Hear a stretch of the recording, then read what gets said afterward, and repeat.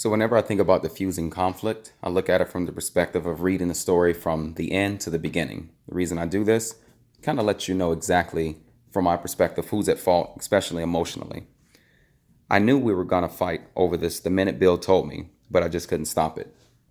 So right off the bat, there lies in wait everything that you basically need to know about.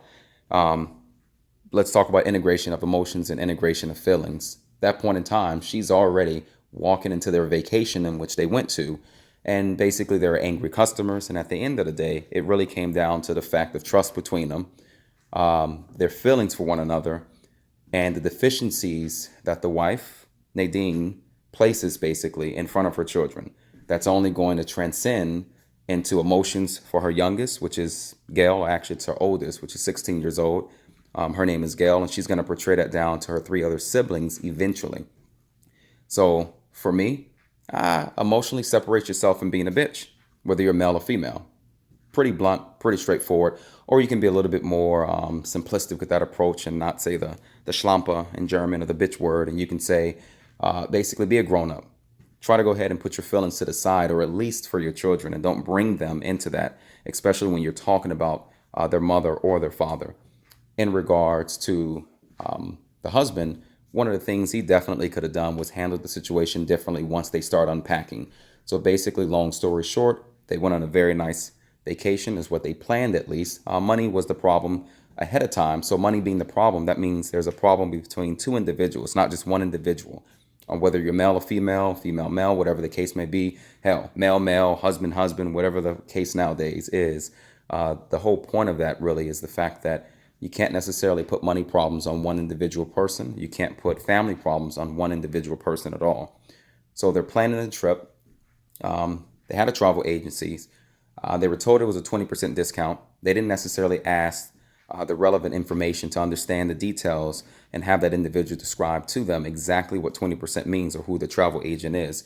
So basically what that meant is they had to pay a little bit more money towards the end, roughly about $150.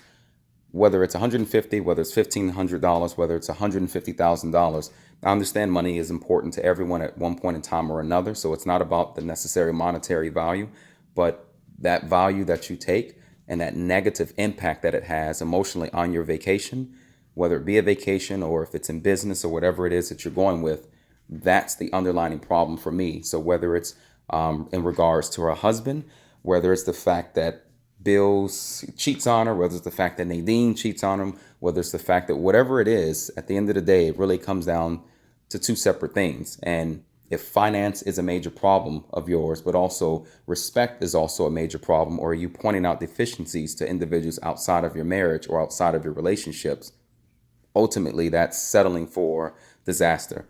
So I personally think, once again, she should kind of be less of a bitch.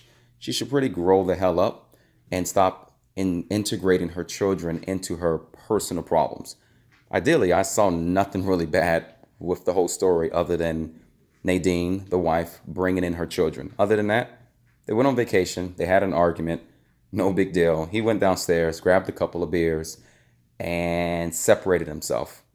She decided to go ahead and let him know, yeah, I wish we would have read the fine print, basically. He got a little upset and said, well, you were in the room as well. You could have said something. You could have spoken up. And so she felt how she felt after that. Not a big deal. But she did walk into it knowingly saying, I knew this was going to happen. But integrating her children, that's a problem. And that will transcend basically over from her youngest or her oldest daughter, who's Gail, which is 16, down to her three other siblings eventually, which happened during the storyline as well. That's my perspective on it. Thank you very much.